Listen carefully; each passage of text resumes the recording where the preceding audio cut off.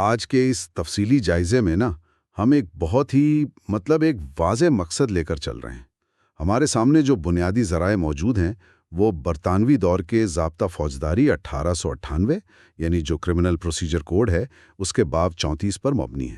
بالکل، اور یہ جو باب ہے نا، یہ قانونی اصطلاح میں غیر متوازن ذہن یا جسے انگلش میں ان ساؤنڈ مائنڈ کہتے ہیں، ان ملزمان کے حوالے سے بات کرتا ہے۔ جی ہاں، تو ہمارا مقصد آج یہ سمجھنا ہے کہ تاریخ اور قانون کے اس پیچیدہ سے سنگم پر ہمارا نظام انصاف، ذہنی صحت اور انسانی حقوق کے معاملات کو کیسے سنبھالتا آیا ہے۔ بظاہر تو یہ پرانی قانونی دستاویزات بہت خشک لگتی ہیں نا؟ ہاں، وہ دفتری زبان ہوتی ہے نا ان کی، کافی بورنگ سی۔ بالکل، دفتری زبان ہوتی ہے، لیکن اگر ہم تھوڑا غور کریں تو ان اوراق کے اندر بڑی شدید انسانی کہانیاں اور ایک پورا ڈرامہ چھپا ہوا ہے۔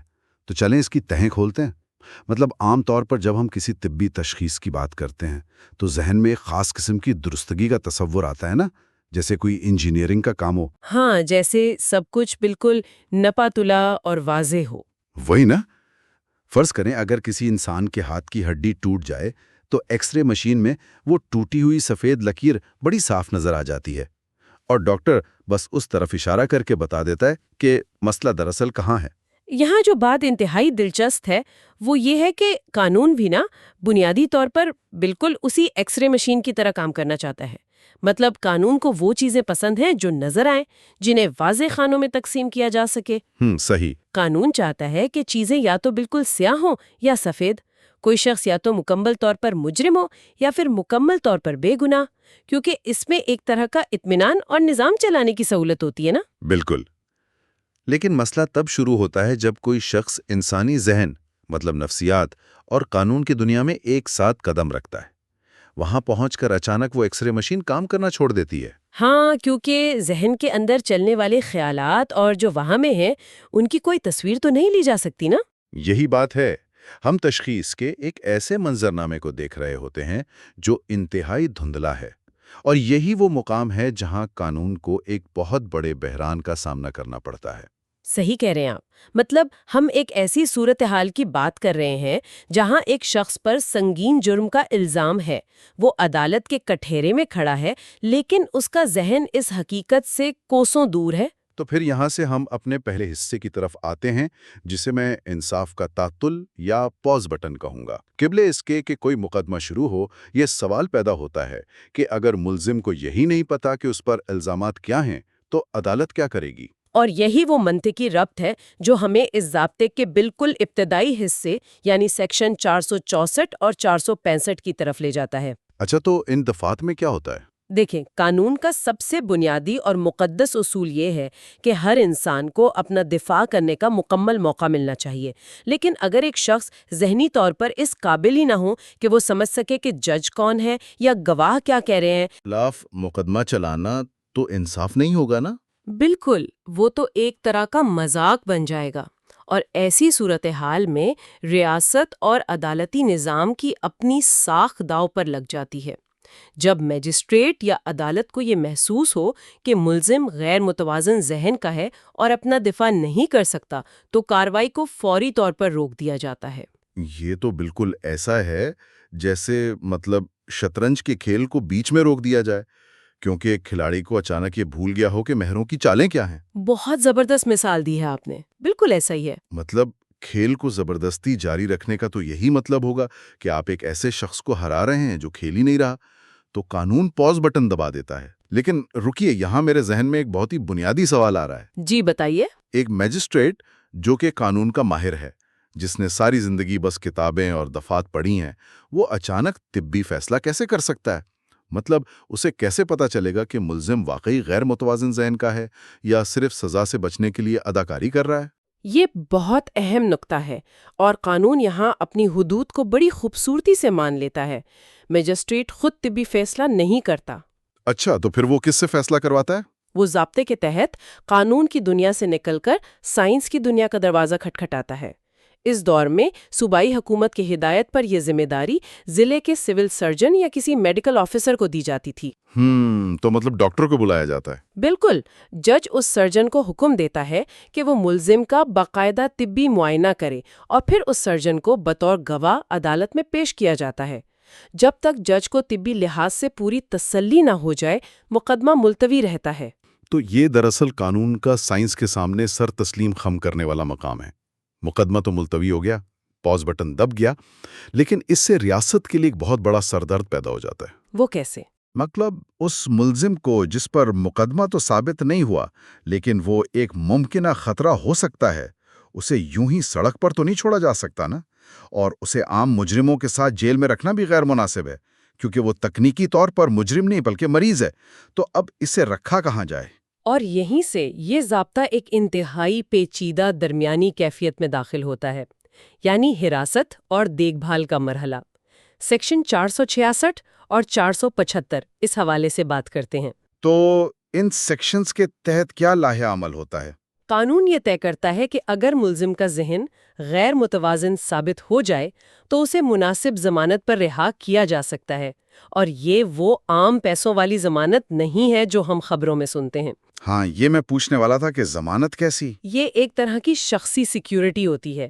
عدالت کسی رشتہ دار یا دوست کو ملزم کی تحویل دے سکتی ہے، اس شرط پر کہ وہ خاندان اس بات کی مکمل ضمانت دے گا کہ ملزم کی دیکھ بھال ہوگی، علاج ہوگا اور وہ اپنا یا کسی کا نقصان نہیں کرے گا۔ یہاں آ کر بات واقعی بہت دلچسپ ہو جاتی ہے۔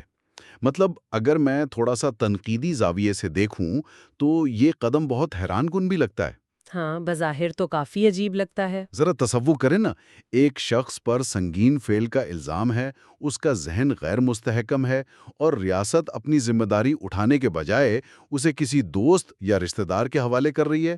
کیا یہ ریاستی حراست کو کسی خاندان کے سپرد کرنے یا سیدھے الفاظ میں آؤٹ سورس کرنے جیسا نہیں ہے؟ یہ اعتراض آپ کا بالکل بجا ہے۔ سطحی طور پر دیکھا جائے تو یہ واقعی خطرناک جوا لگتا ہے۔ بالکل، ایک عام خاندان بھلا ایک شدید ذہنی مریض کو کیسے محفوظ رکھ سکتا ہے؟ لیکن اگر ہم اس دور کے وسیع تناظر کو دیکھیں نا، تو یہ دراصل قانون کا ایک انتہائی متوازن اور ہمدردانہ پہلو ہے۔ وہ کیسے؟ ذرا اس کی وضاحت کریں۔ دیکھیں، 1898 کے دور میں اور اس کے بعد لونسی ایکٹ 1912 کے تحت جو سرکاری پاگل خانے بنے تھے، ان کے حالات کوئی اچھے نہیں تھے۔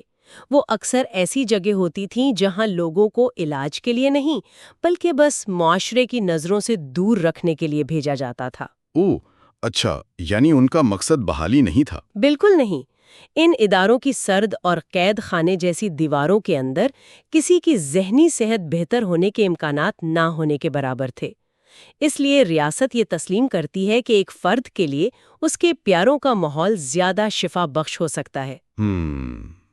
یہ تو ہے کہ گھر کا ماحول ہمیشہ بہتر ہوتا ہے۔ جی، ریاست عوام کے تحفظ کی شرط ضرور رکھتی ہے، لیکن وہ ایک خاندان کی ہمدردی پر بھی بھروسہ کرتی ہے۔ تو یہ عوامی سلامتی اور انسانی ہمدردی کے درمیان ایک نازک توازن ہے۔ البتہ اگر ضمانت نہ ہو سکے تو پھر محفوظ حراست یعنی جیل یا پاگل خانہ بھیجنا پڑتا ہے۔ صحیح، تو اس کا مطلب ہے قانون ایک درمیانی راستہ نکالنے کی کوشش کر رہا ہے۔ اچھا، اب تک تو ہم نے ان کی بات کی جو اس وقت غیر متوازن ذہن کے ہیں، لیکن کیا ہو اگر کوئی شخص مقدمے کے وقت بالکل ٹھیک ہو؟ یعنی جب وہ عدالت میں کھڑا ہو تو نارمل ہو؟ جی بالکل، وہ ہوش و حواس میں بات کر رہا ہو، لیکن جس وقت اس نے وہ مبینہ جرم کیا تھا اس وقت اس کا ذہن غیر متوازن تھا۔ یہ تو بڑی الجھی ہوئی صورتحال ہو جائے گی نا؟ ہاں، یہ قانون کی دنیا کا وہ نازک موڑ ہے جہاں فلسفہ اور نفسیات آپس میں ٹکراتے ہیں۔ سیکشن 469، 470 اور 471 اس صورتحال کا احاطہ کرتے ہیں۔ تو قانون اس ماضی کی حالت کو کیسے دیکھتا ہے؟ قانون کہتا ہے کہ اگر شواہد یہ ثابت کر دیں کہ جرم کے وقت ملزم ذہنی طور پر اس عمل کی نوعیت یا اس کے غیر قانونی ہونے کو سمجھنے سے قاصر تھا تو اسے جنون کی بنیاد پر بری کر دیا جاتا ہے۔ مطلب اسے بے گناہ مان لیا جاتا ہے؟ جی بالکل۔ مثال کے طور پر وہ شخص سوچ رہا ہو کہ وہ لکڑیاں کاٹ رہا ہے جبکہ حقیقت میں وہ کسی انسان کو نقصان پہنچا رہا ہو، اس کے لیے حقیقت اور فریب کی لکیر مکمل مٹ چکی تھی، تو اسے بری کر دیا جاتا ہے۔ تو اس سب کا مطلب کیا ہے؟ ایک منٹ رکیے، کیونکہ مجھے یہاں ایک بہت بڑا تضاد نظر آ رہا ہے۔ کیسا تضاد؟ آپ اپنے ذہن کی وجہ سے بے گناہ ہیں اور آپ کو جج نے بری کر دیا ہے، لیکن سیکشن 471 تو کہتا ہے کہ بری ہونے کے باوجود اسے محفوظ حراست میں رکھنے کا حکم دیا جاتا ہے۔ یہ تو ایک عجیب سی صورتحال ہے کہ انسان بے وقت آزاد بھی ہے اور قیدی بھی۔ اس اہم سوال سے ایک وسیع تر نظریہ سامنے آتا ہے۔ دیکھیں، قانونی دنیا میں ایک تصور ہے جسے مینز ریا کہتے ہیں، یعنی جرم کرنے کی اخلاقی اور قانونی نیت۔ اچھا، بری ہونے کا مطلب یہ ہے کہ اس شخص میں وہ مجرمانہ نیت سرے سے موجود ہی نہیں تھی، اس لیے وہ مجرم نہیں ہے، لیکن کیونکہ اس سے خطرناک فعل تو سرزد ہوا ہے نا، اس لیے ریاست اسے حراست میں رکھتی ہے۔ تو وہ سزا نہیں ہے؟ بالکل نہیں، یہ سزا نہیں بلکہ ایک حفاظتی اقدام ہے تاکہ اسے اور معاشرے کو محفوظ رکھا جا سکے۔ یہ حراست تب تک جاری رہتی ہے جب تک حکومت کو یقین نہ ہو جائے کہ خطرہ ٹل چکا ہے۔ یہ تو واقعی سوچنے کا ایک بالکل مختلف زاویہ ہے۔ اچھا چلیں اب ذرا اس کہانی کے اگلے مرحلے پر چلتے ہیں، یعنی واپسی کا سفر۔ اگر ایک شخص محفوظ حراست میں ہے تو کیا وہ ہمیشہ وہی رہے گا؟ نہیں، ہمیشہ تو نہیں رہتا۔ تو وہ اس دفتری نظام کو کیسے یقین دلائے گا کہ وہ اب ٹھیک ہو چکا ہے؟ کیونکہ ہم جانتے ہیں کہ سرکاری کاموں میں دفتری کارروائی یا بیوروکریسی بہت ہوتی ہے۔ جی، سیکشن 467، 468، 473 اور 474 یہ بتاتے ہیں کہ کارروائی کیسے دوبارہ شروع ہوتی ہے۔ یہ واپسی کا سفر اتنا آسان ہرگز نہیں ہوتا۔ تو کیا طریقہ کار ہے اس کا؟ جیل میں انسپیکٹر جنرل آف پریزنز یا پاگل خانے کے جو وزٹرز ہوتے ہیں وہ تصدیق کرتے ہیں کہ ملزم اب دفاع کے قابل ہے۔ اگر اسے مکمل طور پہ رہا کرنا ہو تو صوبائی حکومت ایک کمیشن بناتی ہے۔ اور اس کمیشن میں کون لوگ شامل ہوتے ہیں؟ اس میں ایک عدالتی افسر یعنی جج اور 2 طبی افسران یعنی ڈاکٹرز شامل ہوتے ہیں۔ یہ کمیشن باقاعدہ انکوائری کر کے اس کے بے ضرر ہونے کی رپورٹ دیتا ہے۔ یعنی ایک شخص کو اپنی معمولی زندگی کا دروازہ کھولنے کے لیے ایک پوری کمیٹی، ایک جج اور 2 ڈاکٹروں کی ضرورت ہوتی ہے؟ کیا یہ اتنی بھاری بھرکم دفتری کارروائی انسان کی واپسی کو غیر ضروری طور پر مشکل نہیں بنا دیتی؟ اگر ہم اسے وسیع تناظر میں دیکھیں تو اس سختی کی ایک خاص حکمت ہے۔ یہ دراصل من مانی رہائی کو روکنے کے لیے ہے۔ مطلب کسی کو بھی جلد بازی میں یوں ہی نہ چھوڑ دیا جائے۔ بالکل، یہ یقینی بناتا ہے کہ کوئی شخص صرف اس وقت معاشرے میں واپس آئے جب قانون اور طب دونوں اس کی مکمل تصدیق کر دیں، جس سے کسی بھی ممکنہ خطرے کو ٹالا جا سکے۔ قانون کو شواہد چاہیے اور طب کو علامات۔ جب دونوں متفق ہوں تبھی رہائی ممکن ہے۔ یہ ایک کراس چیک ہے۔ تو یہ ایک بہت ہی محتاط عمل ہے۔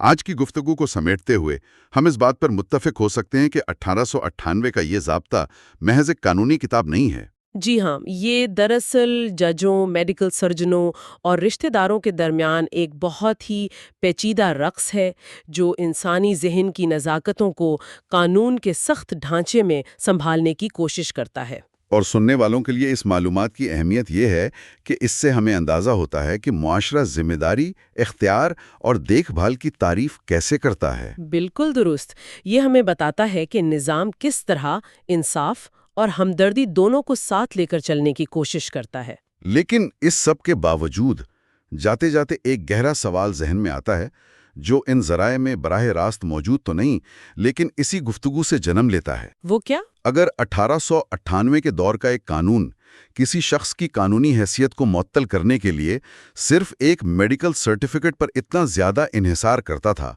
تو یہ سوچنے پر مجبور کر دیتا ہے کہ کیا واقعی ایک سیاہ اور سفید قانونی نظام اس قابل ہے کہ وہ انسانی شعور اور ذہن کی انتہائی پیچیدہ اور دھندلی کیفیتوں کو پوری طرح ناپ سکے؟ یہ واقعی بہت اہم بات ہے۔ خاص طور پر اس وقت جب کسی انسان کی آزادی چھیننے کا فیصلہ کیا جا رہا ہو۔ کیا کوئی نظام انسانی ذہن کو پوری طرح سمجھنے کا دعویٰ کر سکتا ہے؟ یہ ایک ایسا سوال ہے جو شاید قانون، سائنس اور ہم سب کو ہمیشہ غور کرنے پر مجبور کرے گا۔ You are watching Legal Gupshup and GK with MD, your source for legal, historical, and breaking news. Don't forget to like, subscribe, and share for more informative content.